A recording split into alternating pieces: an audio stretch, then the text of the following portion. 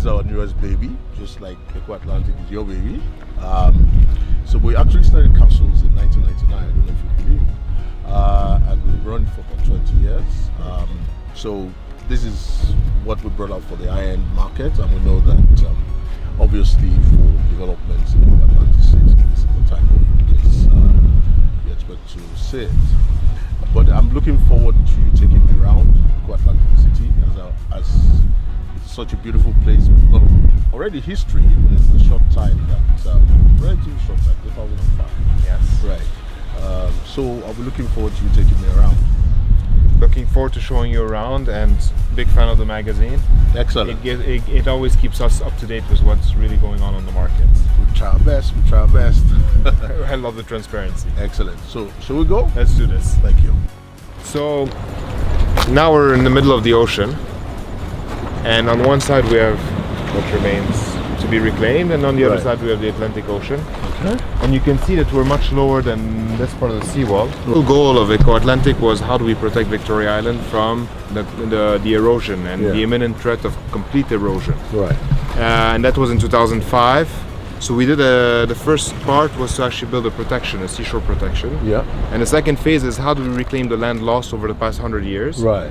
And at the same time turn that into the future financial center for Lagos. I like the way you simplified it, but looking at the waves then, it must have been, you must have thought once or twice, what the hell am I doing here? I mean, you know, to do the first 100 meters when we were on Victoria Island, on Amadou Billoway, took us a long time. Sometimes our massive machines would get sucked in by the waves. Wow. But once we figured out the process, once we mastered it, the remaining kilometer was very quick. Okay. And the same thing happened when we were building the seawall in the middle of the ocean. Yeah. And back then the swells were very strong. Right. And we were studying doing it by barges, by sea, which was what was advised by international consultants. Eventually we saw that none of those solutions worked. We said, you know what, we'll do it in-house. Yeah. We got a few consultants to supervise the process, but then we got trucks and we started doing everything by road, and that's how we got to where we are today. So this is the way we actually did it our way, and then it worked out much better than the way it was suggested otherwise. All right. So now that you've gotten to this phase, you're going to continue infrastructure in phases, right? Yes. You started the first phase, and then you then move on as you come on. How's the interest been? It's been good since inception. When we first started, it was all water, and we had our first clients. Yeah. Then eventually, when we had the first, you had people who bought water. That's it. Interesting. Because they believe in our track record from Banana Island and from other developments we had in the country. Right. Yeah. So once we had the first stretch of land, we had more interest, and the more we developed, the more we did. And now we have residents living in Eco Atlantic. We have the first offices in Eco Atlantic. Yeah. We even have the first restaurant in Eco Atlantic. Absolutely. And that's now creating life. And we have plans for some major plans that we will be announcing throughout the year for the city. And that's going to really ignite the next level of demand for the city, in our opinion. Of course, you said you developed Banana Island, which is true, but that is nothing compared to this in terms of land size.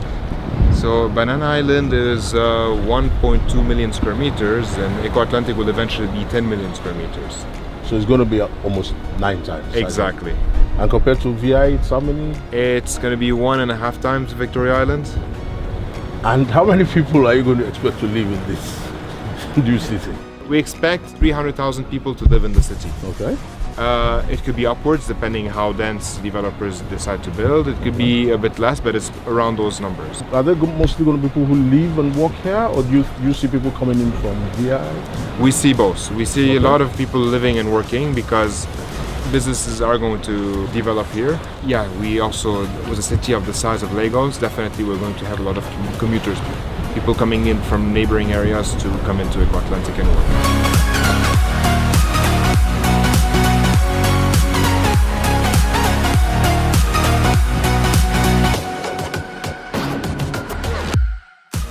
There's a fair bit of available land that's here. What's the process for developers to come in? So when a developer buys the land, then we have a certain set of approval of design guidelines. Those design guidelines basically set the foundation of what sort of area you can use on the land to build on the land. They need certification from leading consultants to make sure that it's a safe building, that the structure is safe, that it's fireproof, and many other elements. Right. Now the thing is, we've seen some very interesting designs. We actually saw one, for Eco Atlantic, where the guy had a lap pool on every floor. Yes. Is that a real design? There was a real design. The project was well studied. Now it's a matter of if he wants to move forward on it, if he wants to do it, but it was an existing design. Yeah. Right. But why should a developer think of Eco Atlantic over, say, any part of Lagos or even Abuja? First of all, location. Right. It is the primest location, I would say, in this part of the continent, not even in the country. Right. Second thing is the level of infrastructure we have. As you can see, all the infrastructure is on the ground. We're going to be providing sewage treatment, water treatment, 24/7 electricity. Even the compaction of the land is better, which means that we don't have to pile as deep. So people don't have to worry about having a full-time generator, about water treatment plant, about the maintenance that comes around that.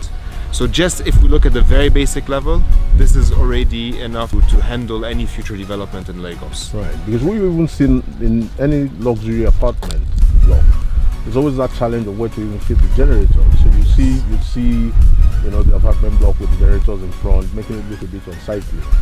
But one other thing we noticed here as well is that there seems to be a lot of underground parking. Yes. Is that deliberate or? It is, because for the aesthetics of the city, it looks much better. We're not going to allow for street parking. Okay. The reason is we don't want traffic in the city, and many times street parking could be a big cause of traffic. Yeah. So we do expect developers to provide more than enough parking for the development, and it ends up being a very pedestrian-friendly city.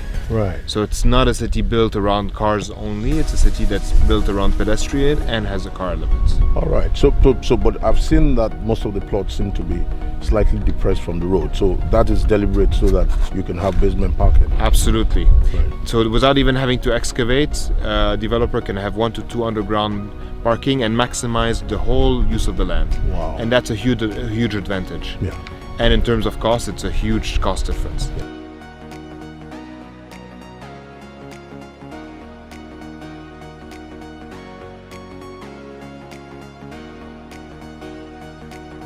Where we want to attract the major financial institutions. This is where we want to attract major headquarters as well as hotels. Right. And in order to keep it a day and night city, we want there to be maybe apartments in the mix, Right. so that we don't have like in the day fully busy and at night completely in the dark. Right. So then by having apartment elements and hotel elements and even entertainment elements, it keeps the city alive even up to the night. Yeah, you actually took that question, answered the question before I asked you, because the website it says it's going to be like the Champs-Élysées, which has all these tourist attractions, the hotels, the nightclubs, and so on and so forth. So if we look at our market in Nigeria, it's already huge.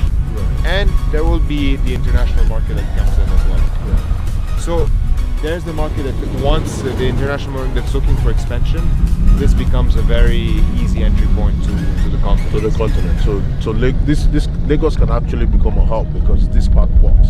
I mean, a lot of companies located in many smaller countries from the fear of Lagos maybe 10, 15 years ago. But then they're realizing if we want to work in Nigeria, we have to be present in Nigeria. There's no managing Nigeria from a distance. Right. We have to have a presence. And we encourage that because that triggers job creation. We have a lot of talent in the country, and that can actually be a fantastic place to actually have headquarters or to have back office operations.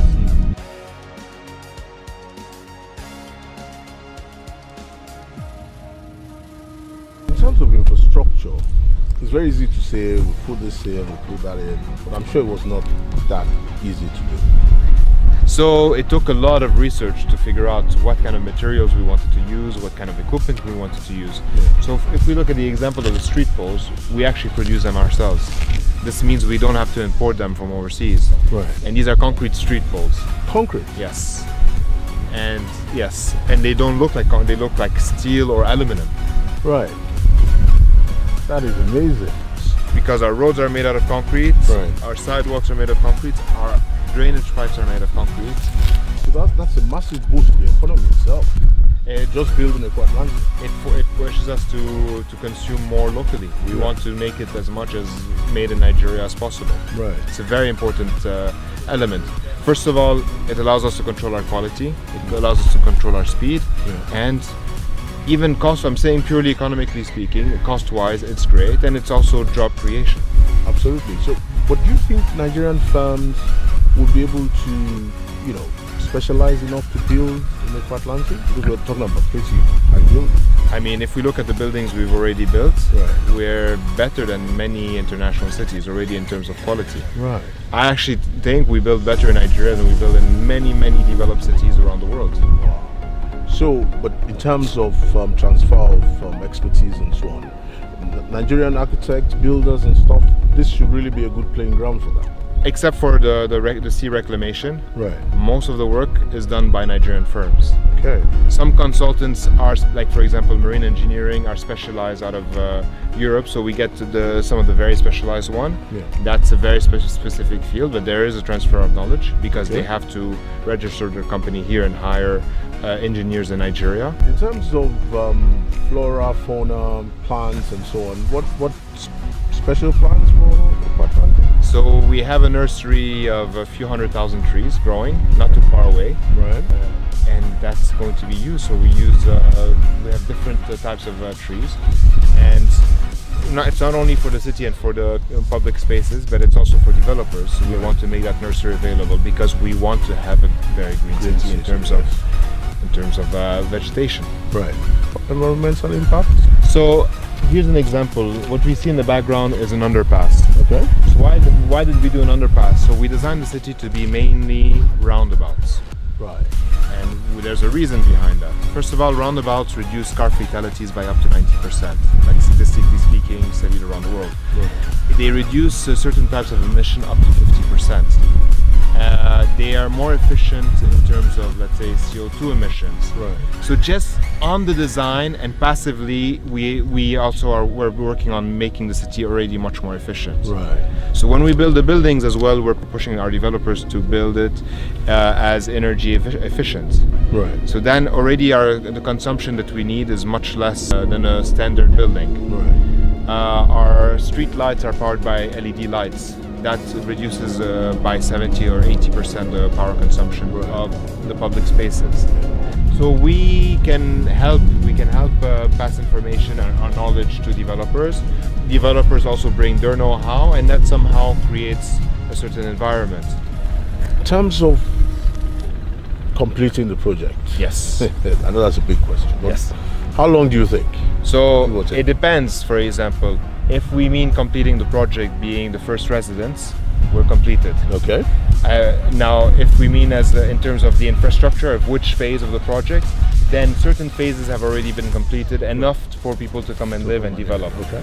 If we're talking about the city being a full-blown Manhattan where we can't even build one more square meter, maybe 20, 30 years. 20, 30 years. But it doesn't mean that we're not going to see life along the way. Right. Many major cities around the world that we consider as complete are far from complete. Absolutely. Even Lagos Yeah. is not complete. That's true. That's true. We still have so much empty space that we can complete. So it's always a continuous. So there are already people living and working in Eko Atlantic. Absolutely. Okay. So here we are at the Great Wall. How high is this wall? So the wall goes up to 9 meters above sea level. It's about 3 stories About high. 3 stories high. Wow. And this is the only location, the only residential location in Lagos that has this. Absolutely. This view and this promenade, which is going to be the third longest in the world. The third longest in the world. Oceanfront promenade in the world. Wow. Yes. So what do you see here? You see cycling, you see Maybe at times partying, we are planning for kiosks for food and for entertainment,